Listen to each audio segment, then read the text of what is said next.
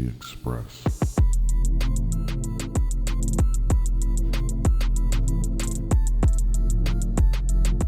Welcome back to the Express podcast. It has been a hot minute since we have done an episode, and there's been a lot that definitely has happened that we're going to talk about. I just want to start out by saying this. The reason that I guess that we're all getting back together and doing this when there was some time when we were there's just a lot that's been happening, as you all can imagine, but is because of all the people reaching out on Instagram.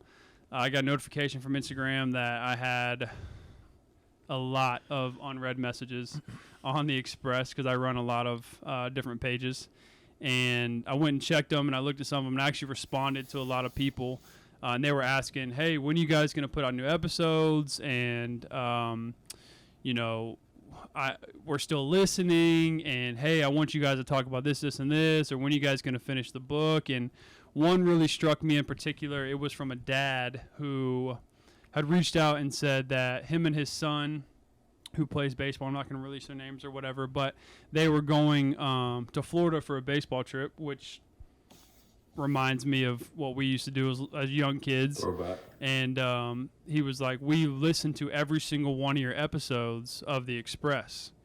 And he said it was awesome because it was just my son and I in the car, and, we got that bonding time, and we're able to kind of talk about some things that, maybe they hadn't talked about before or whatever. I don't know exactly what they talked about, but he just said, he was thankful for our platform, and, he loved listening to what we had to say and what Dansby had to say, and just how, awesome of a group we were. And that really triggered me because of some of the things going on in my life. And I was like, well, let me reach out to the boys and let me see, because I felt like we had this calling to continue to speak out. It's just obviously there's some logistics that we're going to have to work out with everything going on. But I just want to say a quick thank you to everybody that's been listening and just continuing to support us, even though we have not really given y'all necessarily a reason to do that in the last over a year.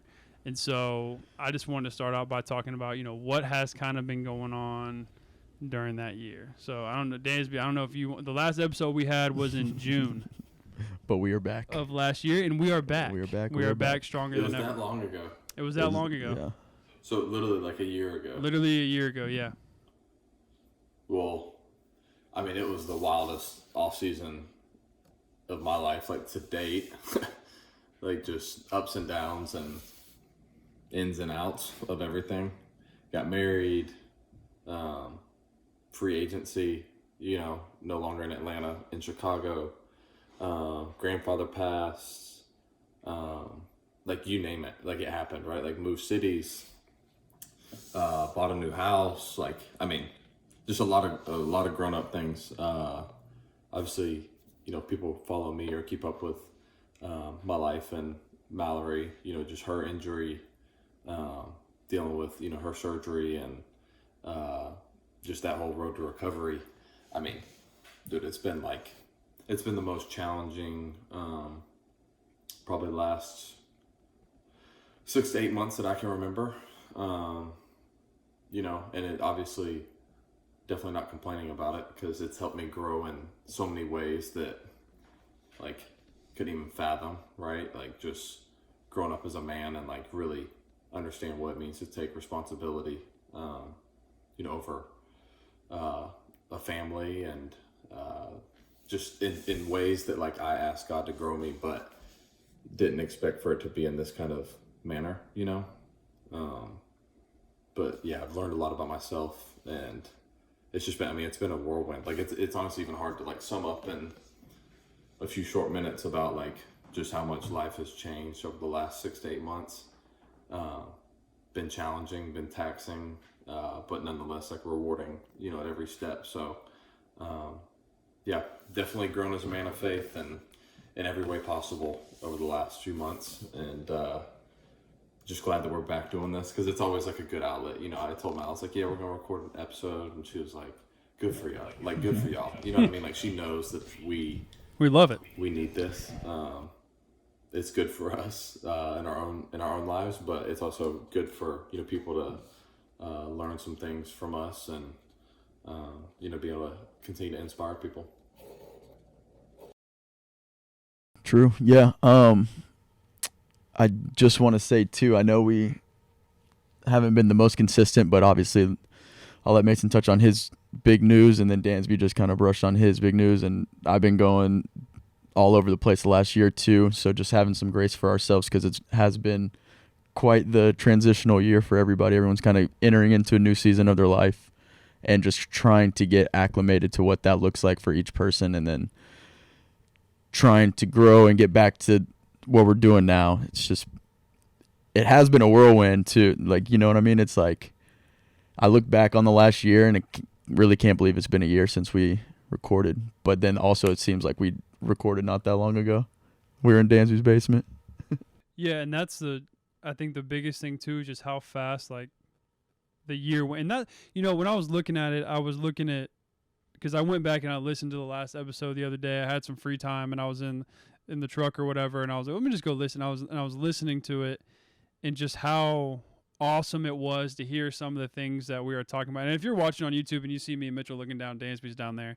We're not being weird. He's literally down there. But just some of the things that we were talking about, and it was just awesome to hear. And I was like, man, I miss talking to the guys like that. And then I was like, well, let me see how long it's been. And I was like, oh my gosh, it's been a year and so much has happened. And like Mitch said, we're all entering into a new series of life. I mean, the Express could not have been in a more dire situation over the last year with We were moving, man. everybody moving on and moving and just doing things. Dansby got married, and then I felt like he got married, and then, Pops passed, and then all of a sudden he was on honeymoon, and then like boom, like it was like Chicago. And then boom, it was like New Year's, and then boom, it was my wife and I found out that we were having a baby, and it was like, oh, like, yeah. Little clap right there.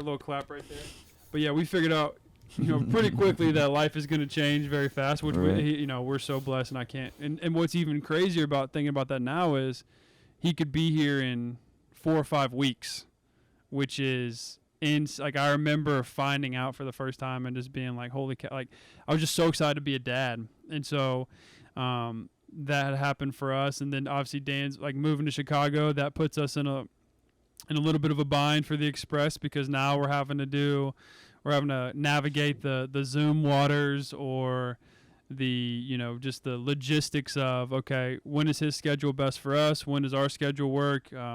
Mitch has got a little different work he's doing right now, and so we're trying to line up his schedule, and then I make a transition of where I'm teaching, so some things kind of lined up. But it's just been one heck of a year, man. And it's kind of crazy all that has happened, but I also don't really feel like we skipping a beat here. Like I feel right at home coming back and doing this for you guys and talking about some of the things, but it's just kind of a lot. But I think we need to start, just kind of saying, what are we doing right now? Like, what are we working on right now?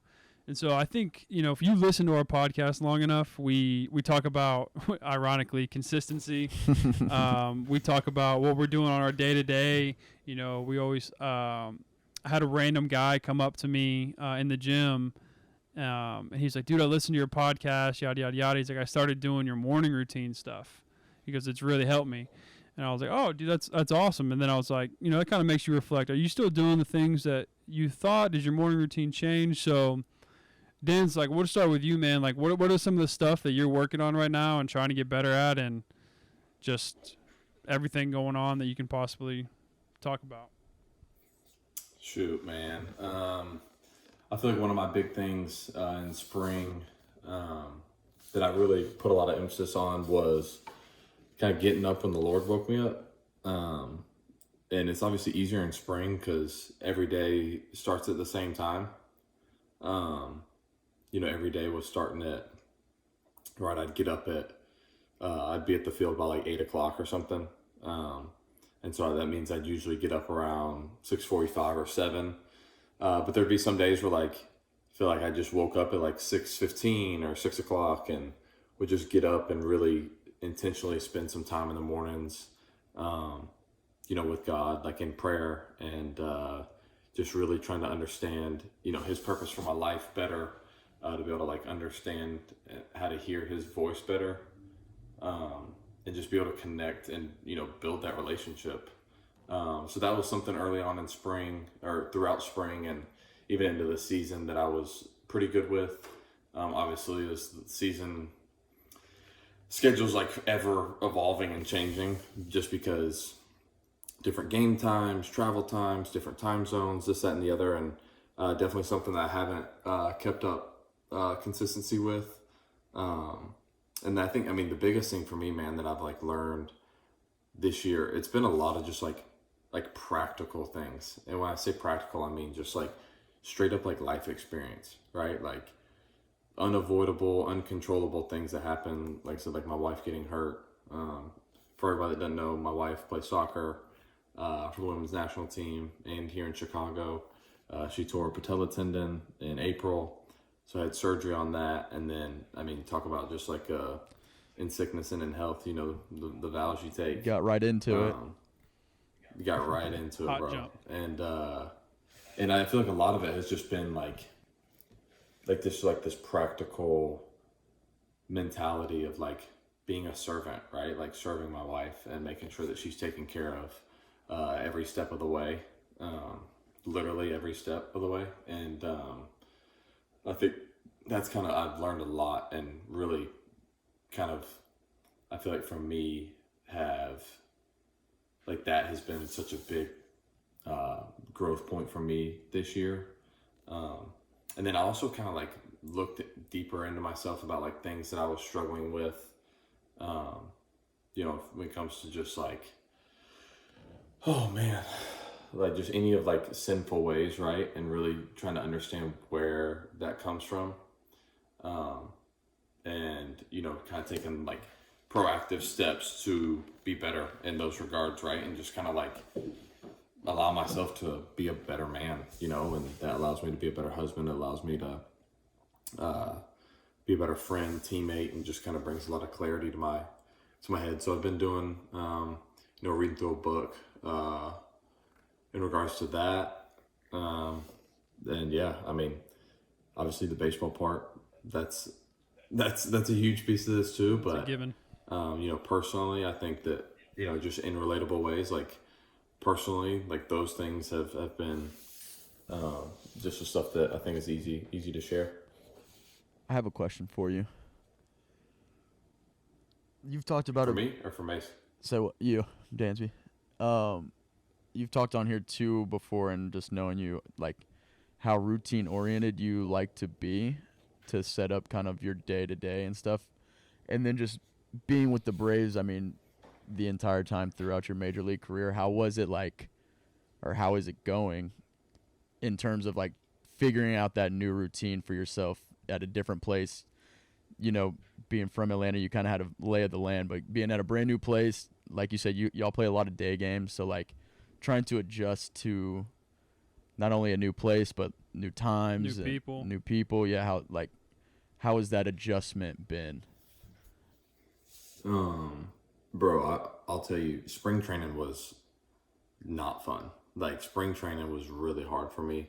I think just obviously Arizona spring is different than Florida spring. It's a lot busier.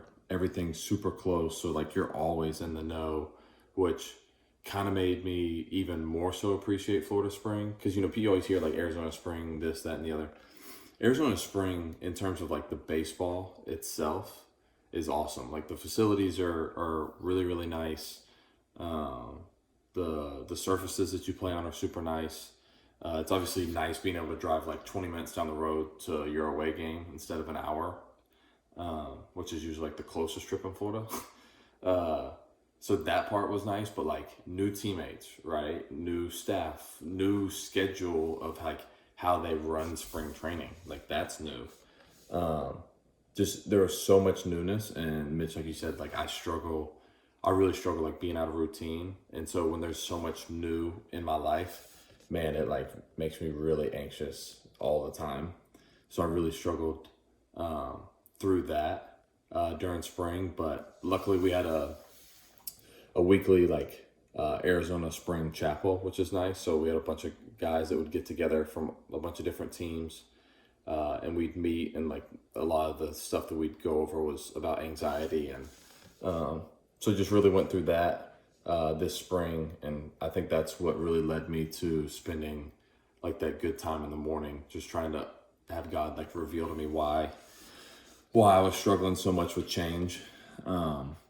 You know, and so obviously that was challenging, and even honestly the first couple of months was really challenging, just because they said new city, new team, right, and just like new setup, and then all of a sudden, like I said, like wife gets hurt, she has surgery.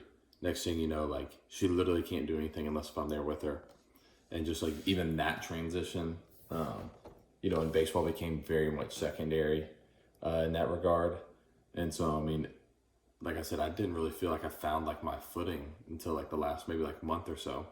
And it's funny how that works. Like finally I feel like I was like, all right, like starting to cruise along here. And then I bruised my heel a couple weeks ago. And so I've been on the shelf for like a week and a half, 2 weeks. You and Mao, you got to have a third person there. Oh my gosh, man. So like as soon as I felt like I was figuring it out, like figure it out again, you know, but I think that, man, during this time, I think the way that we've really tried to look at it is like God is so good, right? And God's so faithful. And just during these times, like it allows us to lean into him more. And I think that, you know, it's just something that we're always taught to be thankful, because God is so brilliant in ways that he can use situations for good. Because I think so many times people say, why does God let these things happen? And I think that that's not necessarily the right question to ask. To me, it's always about like God's response, you know, and I just feel like there's so many amazing, beautiful things that he does like in this scenario that we've caught ourselves in, you know, where it feels like nothing can go right. I just like continue to like let God do his thing, because like I said, he's just so wise and brilliant, and can like use all these little intricacies to get you to a certain point that you never would have been able to get to unless if, you know, these other things happened. It's not that he makes the bad things happen, but he knows how to turn good from bad. And I think we've put a lot of faith in that. So Who what years was old ball coach with the Braves? What was his last year? About when was the last time David Ross was with the played Braves. with the Braves? oh, he was in Atlanta. What was that, like 2010? No, it was before that, right? Or probably around there. Probably around there. Oh, so he wasn't there at all when you got there. No. How was he? Did you feel like more comfortable knowing that going to Chicago, like you were dealing with a guy who's kind of like, did y'all bond well? Or I always wondered that, like when you went to not that I mean, not that he's a Braves guy, but you know, I felt like, I don't know, maybe I felt like that because I was a fan and used to watch him and liked watching it. I don't know. But was he pretty, like, who were the guys that kind of helped you with that transition, I guess, was my question. I mean, honestly, part of that's tough because you gotta, like, in a way, and y'all know me, like, y'all were assuming I was also asking for help. You know what I mean? Like, I feel like he would at times, like, he would check in, see how I was doing. But that's also under the assumption that I would, like, outwardly speak about how I was struggling with being in, you know what I'm saying? Like, being in a new place. Because, like, last thing you're going to do is when you're around new teammates, be like, man, this is so hard for me. Like, But I think like, I mean, the fact that I feel like there was a lot of new additions to the Cubs this offseason, so it wasn't like, you're not the lone man out. yeah. No, I was just saying more of like, no doubt. You know, like guys welcoming you into the locker room or something like that, or just, you know, guys just like checking in upon you, not necessarily saying that you needed it or wanted it or whatever, but, you know, there's those solid locker room guys that just, hey, man, you know, welcome in, whatever. And, you know, like if someone knew where to come to Atlanta, I'm sure you would walk up to them and be like, hey, man, nice to have you, Yeah, but etc. no doubt. But the thing that you got to realize too, and this, I'm not saying this in any type of like jerkish way, is like, but at the same time, like I was brought in to be that guy. You see what I'm saying? Yeah, I understand. So, like, me and Ian had a relationship before, just because we were same draft class. And then me and Nico have obviously been building like a relationship and like a chemistry together as well. So I would say like those two guys because they were kind of like more or less like the core pieces before I got brought in. Um, so I think that those were like the two that were like easy to kind of like Mesh with. latch onto with. Um, but yeah, it's definitely been an interesting transition, right? Like things are different everywhere you go. And I think the beauty for me is like being able to have some say so in terms of like how the culture gets built and like what's important. You know what I'm saying? And so, it's been good. It's been a challenge, and I'm like really looking forward to what everything else has in store. But kind of like one of those things too, where I challenge myself is to like if I have questions or thoughts about how I want Cubs culture to look, like to like pray on it. You know what I mean? Like go to the one who has all the answers, right? And just allow him to lead, because we truly felt like we were put here, right? Like God wanted us here. So it's like if I have questions about things while I'm here, like why wouldn't I ask the one that put me? You know what I'm saying? Like why wouldn't I ask the one that put me here? So and maybe one day we'll break down one day we will. We'll break down the entire free agency landscape and why I am currently here. Like we can go over that at some point too. We'll save that. Yeah, we'll do that in like 8 years or 9 years when you've decided. That can be the bombshell. Yeah, we'll be like, all right, we've been waiting a decade for this conversation. Let's go ahead and talk about it. Mitch, what you been doing, man? Or what you been working on, I guess? I think that's where we were. Yeah, man. Started some new gigs with work. That has me. I think we're talking routines. That has. Just talking about like. Okay. What are you working on? Yeah. So it don't have to be work. I'm working on myself every day. Really just like we've always talked about, just at least that 1% better every day.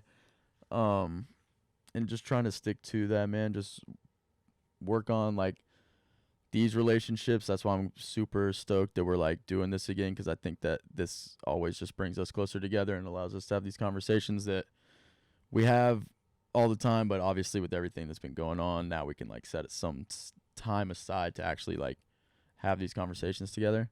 So yeah, man, just been chilling with the family, working, trying to get better, still in the gym, trying to start running. That's a thing that's going. Yeah, slowly. That's all it is. Running, it's just, I don't know, man. I feel like running is one of those things. Like once you get in the groove of it, like I hate to say this, like everyone, when you start running, runners are like, oh yeah, you'll get this like runner high. And Ain't I really happened hate yet. to say this, but it is true. Ain't happened yet. Yeah, it's just so weird how that happens, but Ain't happened yet. Ain't Don't so have to wait, let no. myself get to that. you gotta learn your pace. It's That's just- what it it's is. Slow. That's fine. It's a slow burn. You're talking to me. I understand. I'm moving just as slow as you are. But No, man, but yeah, it's just been good. Just again, like starting some new jobs. So that whole transition, trying to again learn my new routine with like going into an office more and like not having quite as much free time as I had previously, where I could go work out kind of whenever I wanted to. Trying to just incorporate that in my morning routine and just making sure I'm up and getting that work in, early, and just kind of setting the day up that way. But yeah, man. Just Hey, Mitch, it's funny that you say all this, because you asked me about like what it looks like I'm a structured person, and then I get a lot of change, and like how does that affect my structure? And I feel like you kind of did like the opposite. Like it went from being able to kind of like make your own structure to things being more like structured for you. definitely. How has that transition been? Definitely pros and cons. I hate it. I did like the freedom that I had previously, but it allowed me to kind of make some excuses and why I didn't do certain things, or like I can just do that later, or like now it's like, I have somewhere to be. I need to make sure I get this done before I get there, and I got to put in the work while I'm there, and then like coming home, and then now I'm having that like again going back to like relationships and trying to like don't have as much time with Emily and like or with y'all, because I'm driving an hour to and from work every day, so that just like cuts into a lot of that time. So trying to be like very very like what's the word? You're trying to value your time. Efficient with your Yeah, time. yeah. Well, time is very valuable. I mean, like it's just there's just not enough.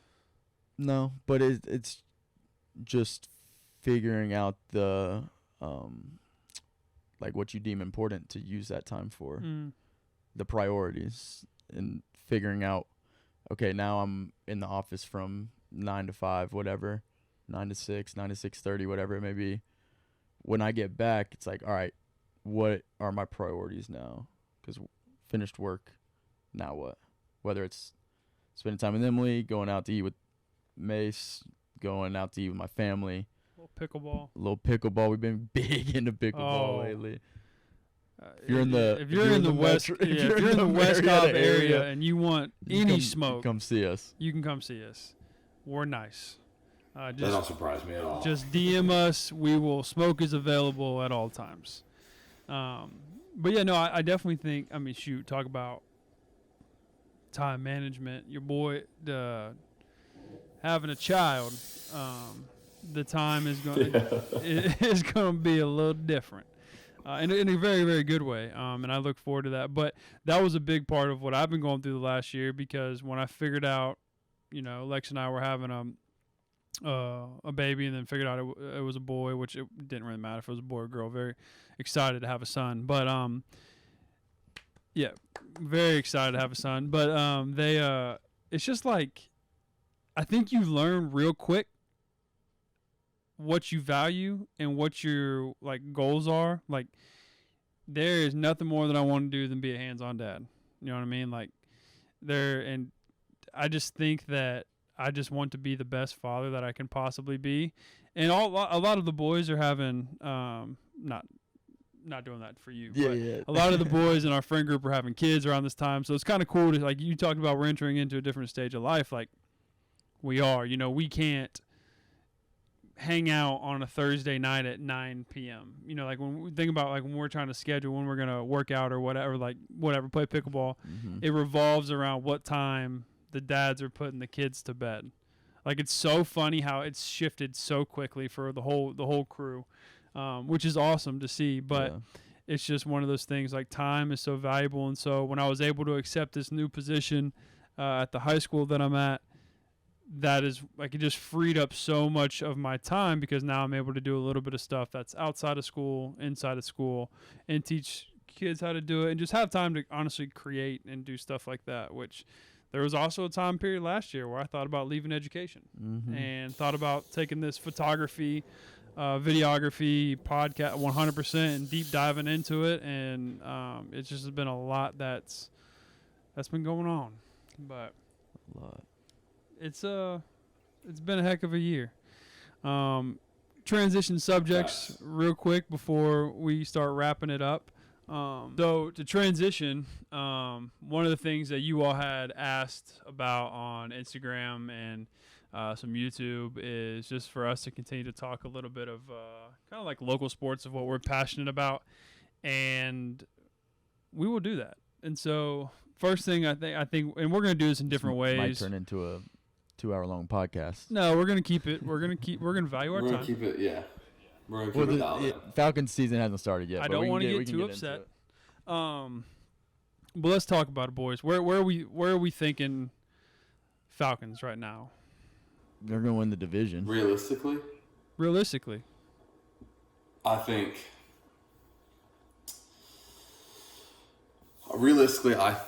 that best case scenarios they're 12-5, and the most realistic is at 10-7. And the reason I say all this is because if you actually look at the last 2 years and the roster that they had put together, the fact that they went 7-10 is incredibly impressive. And a lot of those last year, a lot of those losses, one score, were still like within one score, competitive losses with a horrible quarterback. And I'm not trying whoa. I'm not trying to talk bad about Marcus, because I think Marcus is a great dude, but like realistically, like, I think Desmond Ridder is way better than him, way more arm talent, and I think that he's got a lot of like confidence that is going to help. It's going to like interject some of his like winning ways, because realistically, like, I mean, the kid's like been a winner and a leader, and like the physical ability, he may not be as good as some of like, you know, like the top 5 guys in the league, but I think he's got such a charisma about him that like, and they surrounded him with such good like skill players, and even just like finally putting a defense together, that they'll be able to like actually win these games that they've been so accustomed to. You don't think like, you don't think they there's can't going to make be that any play. you don't think there's going to be any sort of like chemistry building with all these new players like the first few games? Well, I think the beauty for him is having some of the familiarity, obviously, with Drake, London. I think that's going to help. And then they have so many, like, almost like, I hate to say it this way because it's just like the new cliche, but like the positionless guys. You know what I'm saying? Like, Arthur's going to scheme the hell out of it, and they're just going to, realistically, if he can just make right reads, then What I about think the whole team going to eat.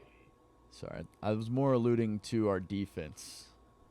As That has struggled. one I do have some Wins concerns with. championships. And that's kind of where I Because- was getting at it in terms So- of all the communication that goes on defense, and there's so many new players, All right, so hold some on. studs, but I got a question now. Are you cool with them taking the running back first in the first round? Yeah. Honestly, I that was my preference, if I'm being Really? honest. I'll go on Because record. From what I'm putting it on record. From what I've Okay. seen from them and heard from Sense them, of is disagreement. they've been no need a character, right? And they felt that he was the best player available at that pick, and he was the highest character guy, and so they went with him. Now, I also think that the argument is, people say, why would you take a running back that high? From what I've also heard and seen, is like they literally are going to put him everywhere. He's my preference, Bijan, my preference, because reasons. he was the best player available, and they don't see him as just a running back. Like, they fully want him to play everywhere.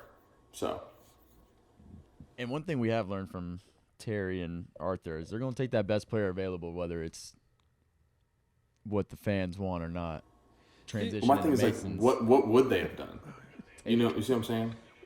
Well, What would they have done? here's feel the that. thing. My whole argument was defense, but they addressed that in the free agency. So I kind of They did, but I don't know. Okay, so on the record, I was upset. I'd voiced some opinions on Twitter. I'm upset about it because I wanted like a defensive stud. I felt like we needed a motor coming off the edge. Like, I felt like we needed something to help us on the back end.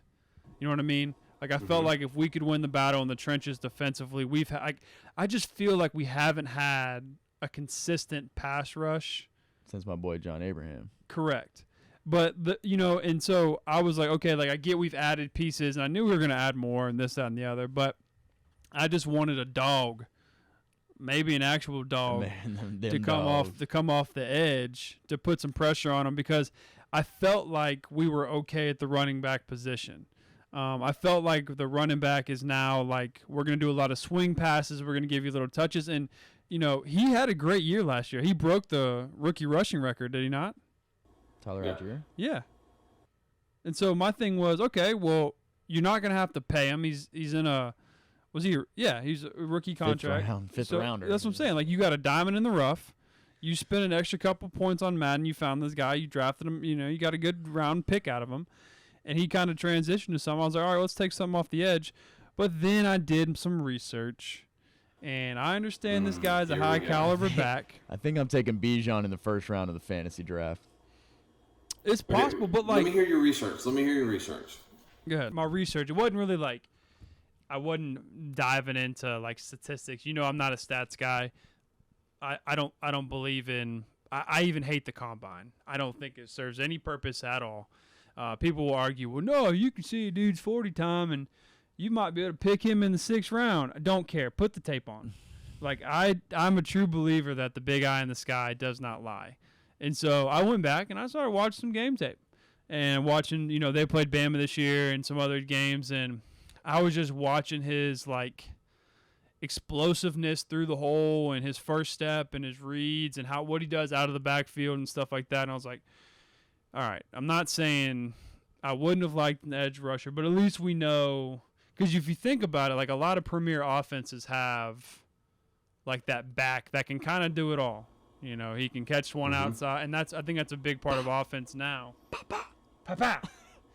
I think that's a big part of offensive now is they can throw him on a swing or whatever, or he could be a late check down, and the defense is flooded back into a certain coverage, and all of a sudden you get the ball in the hands of And that's the thing, your too, best player, and he makes something happen. with Algier, it's just going to be fresh legs after fresh legs, and you still got CP you can throw back there.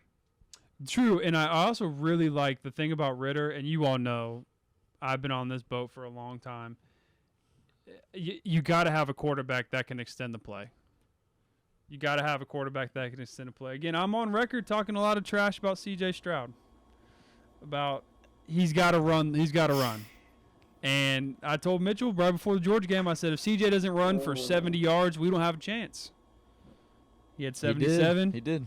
And we had a chance. And we had a chance. It's just what a great day. Tight hip coming around the corner, pulled it. What a way to bring in the new year. Disgusting. It was a tough day for me.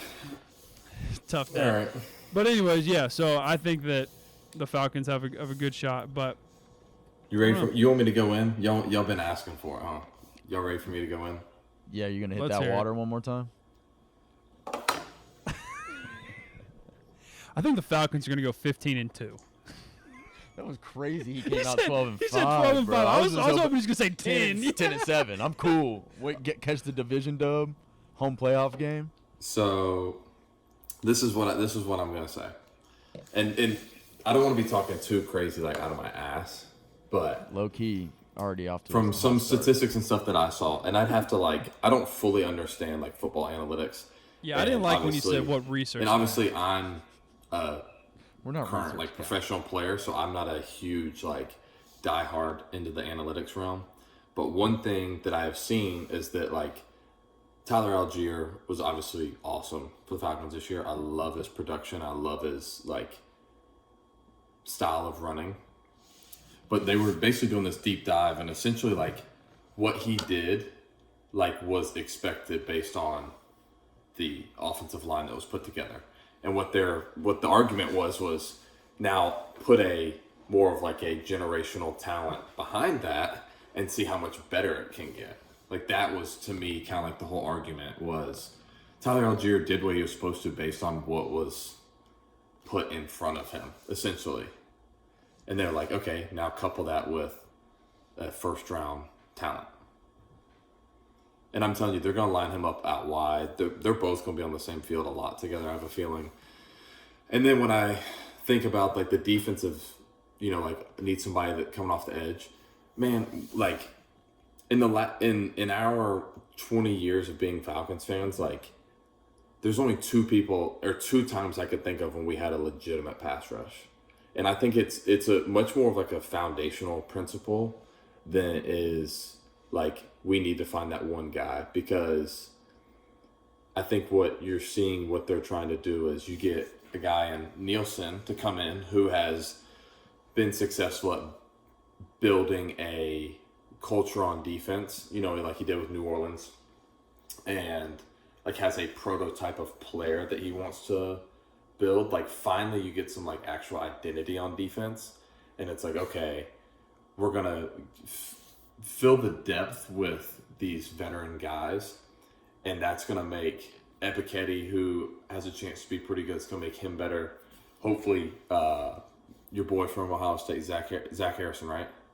He can reach a little bit more of his potential. And then you couple that with Grady, Onyemata, who they got on the inside. From talking to Terry some, they really feel that bolstering the inside presence with Grady, Onyemata, Taquan Graham, bolstering that will actually help the pass rush because they'll have a lot more. And I think it'll be a lot more pressure because there'll be more one-on-one battles to be Yeah. had instead And of I it being think- just like. I always just felt like we were like light up front. You know what I'm saying? So well, I'm done. I'll even add to that. The moves they made with the secondary is going to help the pass rush as Yeah, well. it should. They got some dogs back there now. I picked up another Buckeye. He's got a little history, But he's got the potential to be a dog. he does. He does have potential to be a dog, and that's the thing about it is when you start. It's exciting, I guess, to be a Falcons fan this year because it's kind of like it's almost like a new wave. Yeah, it's almost like a new wave of Falcons since the Super Bowl mishap, which we won't speak about. But they're, it's very interesting, I guess, and we'll keep you guys updated as the season definitely goes on because I hope Dansby's prediction does come true of the 12 and 5. 5 would Whoa! I said best case scenario was 12 and 5. So what's your Allegedly. prediction? 10 and 7 is Allegedly. So what's the prediction? 10 and 7? And we all agreed on that? My official prediction Yeah. is 10 and 7. And this is recorded. We will be reviewing. Well, All right, what are y'all saying? Are we all agreeing on the same thing? I mean, Are we we said gonna have 10 and somebody- we said this 10 is and Debbie 7. Downer. We said I- it first. yeah, I said originally- it the first. I originally was thinking 10 and 7 just because of what you said. Like, we had a couple of those losses last year that you felt like slipped away. I mean, look at the Vikings last year. I felt like the Vikings just kept stacking W's, and all of a sudden, here's Kurt. Like, Didn't they have a negative point differential too? yes, Yeah, bro. they were like the worst 10 and 3 team I've ever seen like at one point. it's kind of, and then you think about the year we went to the Super Bowl. I felt like we picked up a couple W's that were like we played away at Chicago the first week that year, and we won on the final game. I think we dove and knocked the pylon over.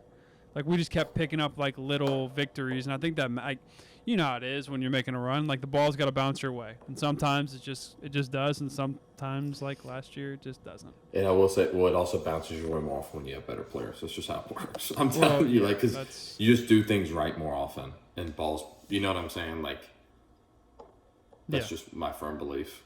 Yeah. So we'll keep you guys updated. I guess the official Express podcast. What's it called? Prediction is 12 or 10 and 7. 10 and 7. 10 and 7 division title. You think 10 and 7 wins the division? I think 10 and 7 definitely wins the division. How you think Drew Brees? Sorry about that. That's on me. Derek Carr. How you think Derek Carr is going to be at the Saints? I mean, is he like? It's still Derek Carr, bro. I think he's a good player, Tough but take. he's not like a. I mean, he's straight. He's a good player, Yeah. but I mean, like, it's not like. So you think he's going to be You good know, or not? I mean, he's gonna be fine. Like, he's gonna be a slightly above average quarterback, like he's always been. All right. With no Devontae Adams. That's true. And Michael Thomas might stub his toe and be out. Yeah. So I he drafted in fantasy last year as a high risk, high reward kind of pick. Yeah, I mean, it did. The reward was not there. sometimes you really can't guard Mike, but I did make it to the ship, regardless of the Mike T pick. that's a good year. Yeah. Yeah, we'll move on from that, but I think Falcons are looking up, and we're excited for that. But I guess to kind of wrap up this return episode here, future of the pod. So obviously we're gonna try to do things a little differently. We're gonna try to make it to where it's available for everybody, and it can be as good as we want it to be, and as legitimate as we want it to be. And we ask for patience and grace and kindness as we Facts. figure it out, because it is going to be a little learning curve. Nothing we can't handle, but just something that's going to be a little bit different as we move forward. And I think we're going to start with finishing the book.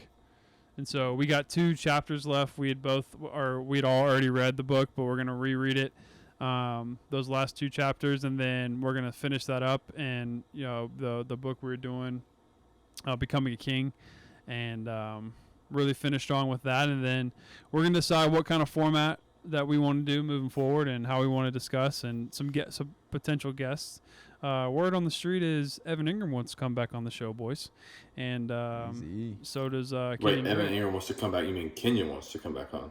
Oh, I'm Evan- sorry. Evan Evan wants wants to to come come. on. Kenyon wants to Kenyon come. wants to come back. on.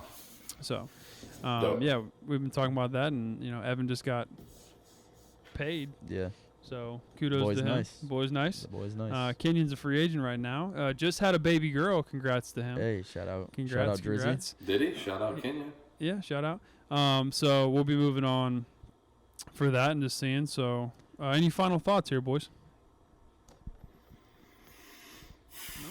No, just excited for the future of it, man. I think obviously, I think, like I said, life's just throwing so much stuff at us, and like being able to consistently get a format that we want to do. And I mean, realistically, man, like my parents were asking me about like, oh, who do you keep up with? I'm like, man, during the season, I don't keep up with nobody. So it's like, it's actually a good thing to be able to just take some time, just like catch up, because like anything that's going on in y'all's life, like anything that's going on in mine, like we deserve the respect for like each party to know about it. You know what I mean? I think this is just such a good outlet for us to do some of that and just stay in tune with one another. Because I mean, nothing obviously changes. Like, no, whether we talk once a year or whatever, it's still the same conversations. But just Still being the able to exact same. stay close in community is nice. Yeah. So I guess just to kind of wrap it up, we appreciate you guys as always, and we'll look forward to the next episode. Go ahead and send us out with a little. You're. See you on the next one.